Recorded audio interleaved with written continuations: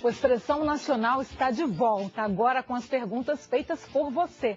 A primeira pergunta é de Vilma Dias, de São Paulo, endereçada ao deputado Lobineto. Gostaria de saber quais as mudanças que o governo está pretendendo com essa lei. Conto com a sua sensibilidade, pois dificilmente o governo altera algo sem interesse próprio. Essa é a nossa preocupação.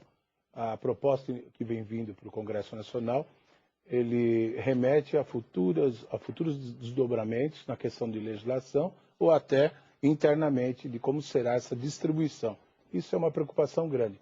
O que está dando certo, eu acho que a gente tem que mexer pouco para melhorar e não para piorar ou deixar de ter algumas contribuições tão grandes que nós tivemos através da Lei Rouanet. Segunda pergunta para o deputado Santiago Luiz da Silva, de Minas Gerais.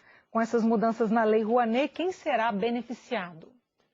Eu acredito que nós vamos beneficiar a população brasileira, porque nós vamos nos aproximar daquela que é a norma constitucional. O artigo 215 é muito claro. O Estado tem que assegurar a todos o direito de expressão cultural, o acesso às manifestações culturais, a circulação dos bens culturais. Se você, de forma democrática, discutido com o Congresso, ouvido a sociedade, os produtores, os artistas, as comunidades culturais, você assegura uma descentralização que responda à necessidade dessa regionalização, se você pode assegurar com as próprias empresas públicas, com as empresas privadas, que elas, dentro do seu mecanismo de renúncia fiscal, elas admitam dividir pelo território nacional um percentual que hoje é concentrado nos grandes centros urbanos, nos centros mais econômicos, onde está a maior parte do PIB, você vai fazer com que para o Amazonas, para o Tocantins, para o Pará, para o Piauí, para o Ceará, para Pernambuco, ou para Mato Grosso, ou para o Acre, você possa disponibilizar um maior percentual. Agora, tem que entender aquilo que o Roberto tenta explicar aqui. Renúncia fiscal, ela chegou a um tamanho tal que ela precisa ser recomposta, ou seja, renúncia fiscal é complementar ao uso de recursos públicos mediante o orçamento fiscal, o orçamento direto. Não sei a cidade desse companheiro que nos fez a pergunta. Talvez no município dele não haja um fundo municipal de cultura, não haja um conselho municipal de cultura. Talvez a prefeitura daquela cidade ou daquela região, as prefeituras gastem muito dinheiro com o aniversário da cidade, o carnaval, o São João, e ao longo do ano não mantém o patrimônio, a igreja mais antiga do município, o casario mais antigo da cidade, o patrimônio arqueológico da cidade. Vai ver que não tem biblioteca, vai ver que não tem uma sala de cinema. Então, a intenção da mudança da Lei Rouanet é recolocar a lei de forma mais democrática, com mecanismos mais transparentes, fortalecer os conselhos que vão participar da deliberação e distribuir melhor esse mecanismo da renúncia por todo o país. Pergunta para o Ministério da Cultura, Célio Borba, pergunta do Paraná. Muitos projetos culturais já são beneficiados pelos governos municipais. Mesmo assim, esses podem ser contemplados com benefício pela nova lei? Desde que eles, na verdade, não tenham os mesmos itens custeados por outras leis de incentivo, não há impedimento algum.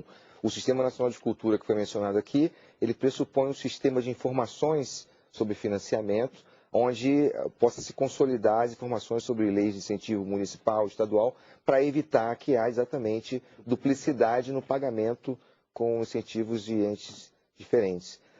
Complementando o que o deputado Paulo Rubento colocou aqui, a proposta do Ministério e dessa nova... Primeiro que, assim, não é coerente que um Ministério, se fosse dirigista, colocasse uma minuta de projeto de lei em consulta pública e estivesse debatendo. Já percorremos 15 capitais. A consulta pública derivou em 2.000 contribuições que estão sendo sistematizadas pelo Ministério, consideradas, com escopos completamente antagônicos às vezes, né? Mas estão todas sendo consideradas e eventualmente incorporadas nesse projeto.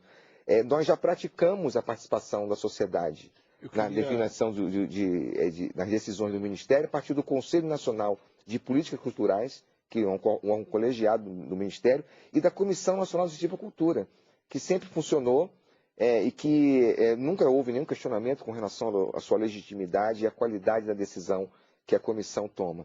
É esse modelo que nós estamos transportando para a gestão do Fundo Nacional de Cultura. Tem uma preocupação um pouco, tudo bem, essa democratização na questão das consultas e tal.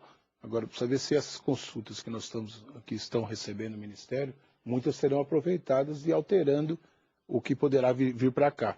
Porque nós temos em algumas prefeituras, tem orçamento participativo, só que faz aquilo que o prefeito gostaria de fazer realmente naquela obra. Ouve todo mundo e a decisão final é aquilo que já estava no programa do próprio prefeito fazer. Então a gente precisa tomar cuidado democraticamente tem muita consulta, mas depois faz aquilo que tem vontade. Pergunta para o consultor de Valdomiro Trento, de São Paulo. As TVs públicas e educativas, de modo especial a TV Câmara e TV Senado, têm excelentes programas culturais. O correto seria abrir os sinais para todo o país e, com isso, levaremos mais cultura diretamente nos lares. Queria a opinião do senhor. Eu sou plenamente favorável que se abra o sinal. Não é? Hoje, aliás, estava sendo comentado isso, não é isso? A TV Câmara, o sinal aberto só em Brasília. Está sendo realizado o segundo Fórum Nacional de TVs Públicas aqui na Câmara dos Deputados, por coincidência também. Pois é, quanto mais opções houver para o público, quer dizer, e a qualidade do que a TV Câmara apresenta, é inegável, né? Isso é extremamente desejável que haja essa possibilidade. Então vamos para a próxima pergunta, que é de Brasília, Niromar Fernandes. Ele faz uma pergunta geral para todo o grupo. Por que no Brasil não se faz distinção entre cultura e entretenimento? Pelo que eu conheço dos projetos que são apresentados tanto nos sistemas estaduais como lá em Pernambuco, quanto na esfera federal, há distinções pela própria natureza. Não é você produzir um espetáculo para teatro, que prevê a inauguração do espetáculo, a estreia e a circulação, mas depois você não guarda aquele espetáculo numa gaveta, como você produz um livro, guarda numa biblioteca ou faz circular, ou como você produz um DVD, um curta-metragem, ou os editais revelando os Brasis para cidades até 20 mil habitantes. Não é o Ministério que faz a distinção, é a própria sociedade que opta por apresentar um projeto para produzir um espetáculo de teatro, para fazer uma apresentação musical, restaurar um patrimônio. A própria sociedade tem demonstrado afiliação, tem demonstrado identidade, ou com uma área da produção ou com a outra. Há, sim, na prática, a diferença da produção cultural considerada de maneira ampla e da produção voltada especificamente para o entretenimento, né? Talvez ele esteja fazendo referência à questão das ações culturais mais comerciais, mais como empreendimento, do que as que não oferecem retorno comercial. Não, eu não entendi muito bem a pergunta, mas talvez estejam fazendo referência a essa questão. Que é muito comum Exatamente. No Brasil. Os festivais, os calendários culturais das cidades, das regiões. É importante dizer que... Mas é importante destacar que, do seu ponto de vista, porque o Murilo também mencionou essa questão de que os eventos, as ações de natureza comercial, me parece, você usou a expressão cultural, mas eu entendi que você queria falar comercial no começo do programa. O Ministério reconhece essa dimensão da cultura como agente de desenvolvimento econômico. E o projeto de lei contempla isso, porque qualquer setor da economia precisa ser objeto de política pública que possa estar se estruturando os setores, alavancando os setores, né? O nosso projeto, que terminou a consulta pública, que estaremos encaminhando agora, esse aperfeiçoamento do modelo de financiamento tem que estar dialogando com todas as dimensões de projetos, inclusive aqueles que têm natureza comercial, para que eles possam estar desenvolvendo um setor da economia que hoje já representa 7% do PIB mundial.